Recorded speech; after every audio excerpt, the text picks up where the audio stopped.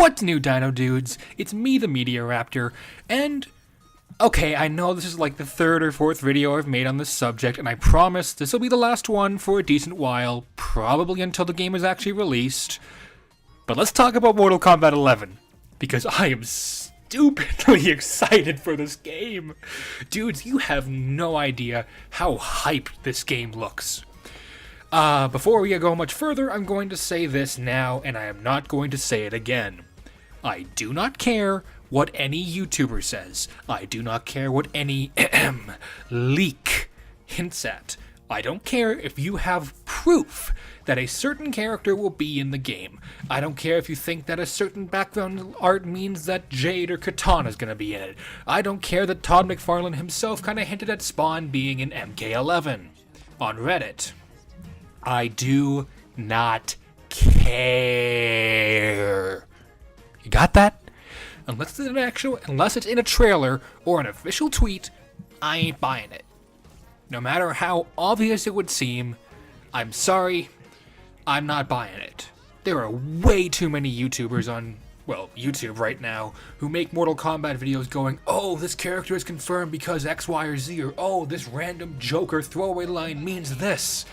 Guys, Ed Boon is a master troll. He always has been since the reboot of Mortal Kombat back in 2008 or 2009. Everyone seems to freak out every time he tweets anything, and honestly, it's getting really annoying. I get it, I'm as hyped, if not more hyped, than most people are for this game. But you also need to know that they're gonna tell us what they want to tell us when they want to tell us. So I'm sorry if that angers anyone, but it's just the way it is. Now with that out of the way, let's talk technical stuff. First things first, this should probably go without saying, but I'm going to say it anyways. This game looks beautiful. This is easily the best looking fighting game I have ever seen, and that includes things such as Tekken 7, Injustice 2, Street Fighter 5, everything. Also, all the footage you're going to see is from the official Mortal Kombat YouTube channel. I didn't want to take it off any other YouTuber because, well, this is official, this is legit, and I don't want to steal their content. I'd rather take it from a direct source than a YouTuber who claims they have a source. Everything about this game, from the shading to the figures, I mean the characters, to their movements, to the backgrounds, to even the sort of nature effects that appear to be happening, is beautiful. When you look at the fighting, you can see light reflecting off armor and off spears, and it actually moving alongside with the fighters. In the background, there's a great depth of field, showing what looks to be an entire, mountainside in the background, just at least on this one, when they're fighting outside Shang Tsung's temple is what I believe this is. Every single detail, every little line seems to have had blood, sweat, and tears poured into it, and it pays off. Something else that is a great comparison when looking back at Mortal Kombat 10 is it seems much brighter. I've heard some people say that it looks almost too cartoony for Mortal Kombat, but frankly, if I had one real complaint about Mortal Kombat X, it was just how dark it was. Not story-wise. Heck, the story was pretty lighthearted, all things considered. But most of the stages were set at night or in a post-apocalyptic looking desert world, which is kind of what Outworld is, let's be honest here, or a jungle, and the colors seem muted. All the characters, it just seemed muted, it seemed like it was toned down purposefully. And sure, it looked fine. It was not nearly enough an issue for me to have any real gripes with it, but I certainly am happy that they're going with a much more colorful and much more bright design and look for all this. Speaking of design, I love these new character designs. It seems like they essentially just took everything from Mortal Kombat X, at least for Scorpion, Sub-Zero, and Sonya, and just sort of took it to the next level. I think my all-time favorite design for Scorpion will always be his original Injustice look, because I can't say why, it just looks so awesome and I love it. And I hope there's some sort of skin or gear, and don't worry, I'll get to the gear in a few minutes, like that so we can make Scorpion look like how he used to be in Injustice. And if not, well, I still got Injustice and Mortal Kombat X. But yeah, I love these designs. Baraka looks awesome, it's great to have Scarlet back. I'll be honest, I did not think much of her back during Mortal Kombat 9, which I think may have been her first appearance. But yeah, no, she looks unbelievable in this game. And that can be said about pretty much everything. I think the new characters look really cool. I think it was like Geras? Geras, I think. Yeah, Geras. Sounds like a mixture of Gears and Beerus. Or Lord Beerus, if I'm pronouncing that right. I'm sorry if I am. Dragon Ball fans, please don't kill me. So, from a technical perspective, it seems like everything has been taken to the next logical point. However, there is something pretty major that's been removed that a lot of people seem to be upset about. Running. Yeah, there's no running in this game. They've kind of confirmed that. And at first I'm like, I don't get it. Why is everyone upset about this? And so I went back and I started rewatching Evo and Fatal 8, and I started rewatching some of Sonic Fox's greatest fights. By the way, I love that dude. And I noticed something. Running seemed really important in Mortal Kombat 10 for keeping the pressure on your opponent, being able to lock them into a corner and then putting on just a deadly mix-up after mix-up before going in and taking them out with a long combo. Some characters like Alien, Aaron Black, and even Mortal Khan relied on being able to get across the screen fast, because while they may not have done the most damage, except for Alien, that dude was amazing. He was like a god tier of his own. Black and Khan, or Mortal Khan I should specify, relied much heavier on speed mix-ups to keep the opponent confused on their feet and making it harder for the other player to be able to read what they were doing. So I do understand the anger or the frustration some players have made clear with the idea of removing running from the game, but I do believe that the new dash system kinda does balance it out. And while Mortal Kombat X could be an unbelievably fast fighter, some might argue it was a little bit, excuse me again, too fast. You don't know what I mean? Just look at any match with Sonic Fox and those guys just go completely ballistic. They push those buttons so fast I can barely even keep up with what's going on when I'm watching it on a screen after it's been recorded. I'm honestly okay with it being just a little bit slower so that way it feels like more people can challenge or fight, if you know what I mean. This sense of more people being able to, I guess learn. Then again, I can't really say too much because I haven't played the game, and that's something I should have mentioned at the beginning. I have not played the game, so this is all just mere speculation. I could be completely wrong. Maybe it sucks that there isn't running, but I do see both sides of the argument. Personally, I think it's okay they took it out, but I am curious as to what they're going to do to replace it or make it more balanced. Speaking of balance, everything seems pretty darn good so far. There was no match I saw between people such as Gur and Scar, Echo, Noble Rewind and Sonic Fox. Who else? Honeybee and Hayati. I didn't see any time during that when one character was clearly more overpowered than the other. However, that could easily just be that they only had like 4 hours to get to start playing this game and it's not even the finished build. But it did seem like there was a very good balance between speed, strength, and special moves in order to keep your opponent guessing and to have some really awesome movesets. While we're talking about movesets, the X-rays are gone. That's something else they took out. But don't worry, they replaced it with the Fatal Blows. I love these. Just watch. Man is already pressing buttons between strings. For real, he just did that. And this actually might kill. Really? That is Mortal Kombat. In a nutshell, that is what Mortal Kombat is. Extreme, gratuitous violence cranked up to 11, and I love it. Yes, I do know some people have said it's too over the top, it's too cartoony. You do realize this is the game where people where a fire-breathing demon from hell turns into a penguin and then poops a bomb out that blows someone up, right? This is that franchise. I don't think realism or being too cartoony is really a factor you should worry about. Heck, I was kind of worried they were going to have to tone it down considering how many companies these days don't want to be shocking or horrifying or offensive. And NetherRealm went, hold my beer, we're going to crank this up to 11.5. So, massive props there. Yeah, all the fatal blows, all the fatalities we've seen so far from the few characters looks awesome. Although I will say I am a little bit nervous about the roster. I'm kind of afraid they're going to put a lot of characters behind paywalls or DLC. And yes, I am going to buy them if they do that, but I'm also going to be kind of pissed off about it. I honestly thought NetherRealm was better than that, but I'm kind of nervous after what happened with Injustice 2. Thankfully I had the Ultimate Edition, so I didn't have to buy any of it, but I knew some people who didn't who were very annoyed at how much it cost. Game developers, if you're going to charge us $80 for a game, don't put $30 of DLC behind it. Yes, I know the argument, that's what the Premium Edition is for, that's what the Collector's Editions are for. I'm sorry. Just, no. Look, I'm not trying to say that that's a bad thing to do DLC, I get it. Some games are great with DLC, like Red Dead Redemption, Grand Theft Auto, Doom.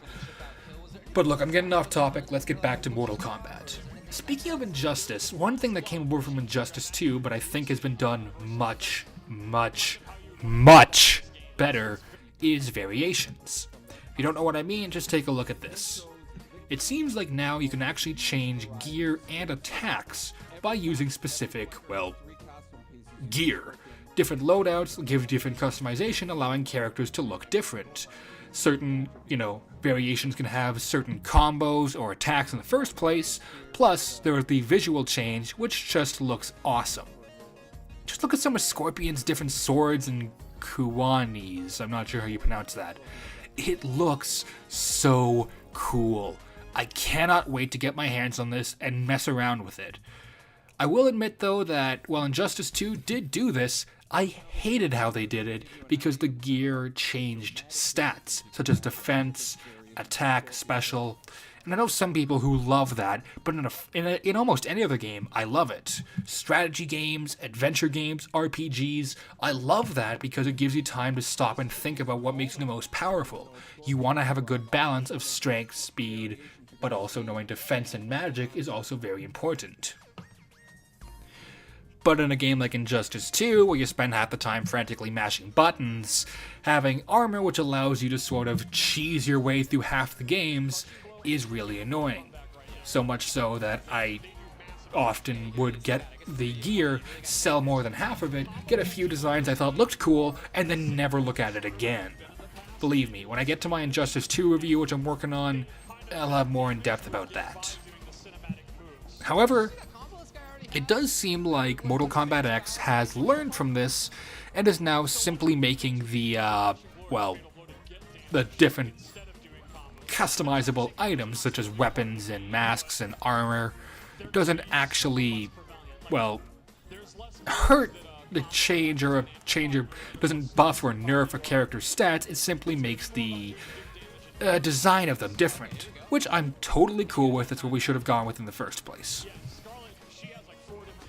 Overall, I can't wait to play this game because, the crushing blows also look awesome. The fatal blows look awesome. If you don't know what the crushing blows are, it's much more like a combo ender, like what the stage interactables were in Mortal Kombat X and a few of them, where it was sort of like halfway between just an attack and an X-ray, but now they're like the X-rays, except really brutal.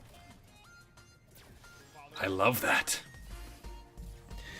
Let's see. So yeah, Mortal Kombat 11 is shaping up to easily be the best Mortal Kombat game to date, and I wanna address something. I know a lot of people who go, oh, I'm not gonna buy the new NetherRealm game for 2 years, because then they'll have the complete edition out and everyone will have moved on to the next game. NetherRealm fans don't really care, they just care about the new shiny thing, Here's the thing. That might be true. That is true. It's true because NetherRealm keeps putting out better and better and better games. Why would people want to stay with a game that was amazing when a game comes out that's even better, that improves upon all the faults from beforehand? If you're thinking like that, we just want to move on to the next game, yeah, we do, because it's often better than the one we had before it. Mortal Kombat X was still alive and kicking up until they revealed Mortal Kombat 11. The fact that a new game came out may have given a lot of revitalization to the game, but that was more from the people who weren't constantly already playing it. So, if you really like that, how about you do us a favor and just leave us be. We're happy, but you're one of those people that will never be happy unless you can be right, and the sad truth is, you'll never be right, so how about you just leave us alone? I'm sorry if that was kind of mean, but it needed to be said. So let's talk about the roster.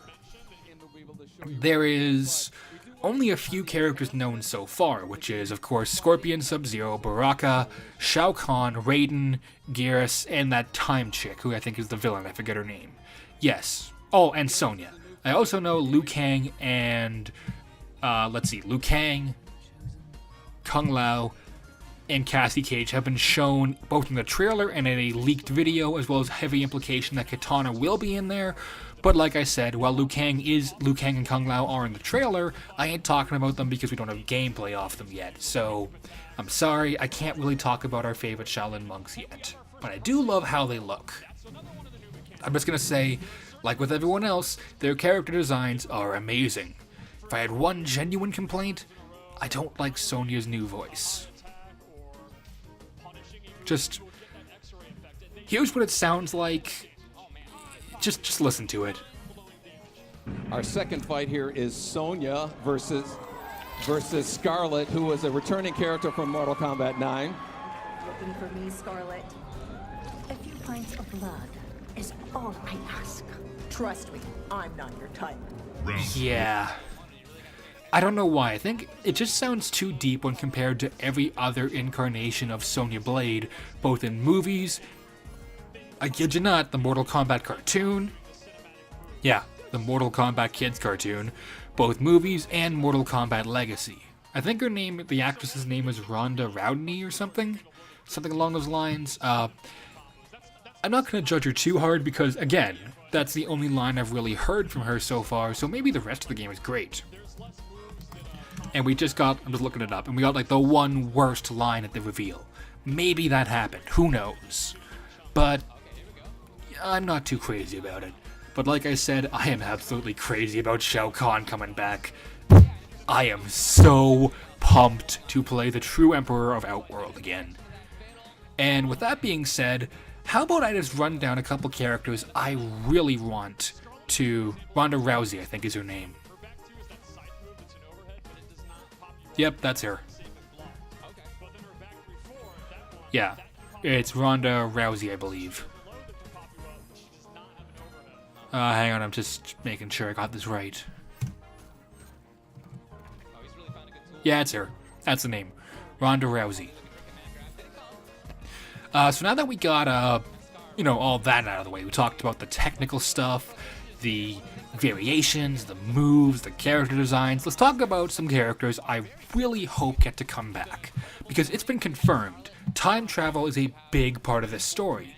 So the whole plot point of Scorpion accidentally killing Quan Chi and then releasing Shinnok by mistake, which then when they destroyed his amulet meant that Quan Chi could never resurrect them because he was dead, leaving all the Revenants forever trapped.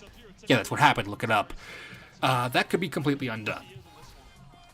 Who I want to have come back, if I could just name a few of them off the top of my head, Nightwolf. I love that guy. He was my main for quite a while in Mortal Kombat 9, which is the first Mortal Kombat I ever played. I loved his tomahawk style. I just loved the design, I loved the aesthetic, and I loved his moveset.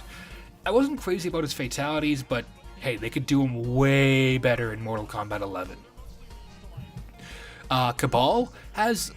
I know he's been somewhat confirmed, or at least that's the fan theory due to the teaser for the video, like the podcast thing on Wednesday, but I'm not saying he's confirmed. I hope he is.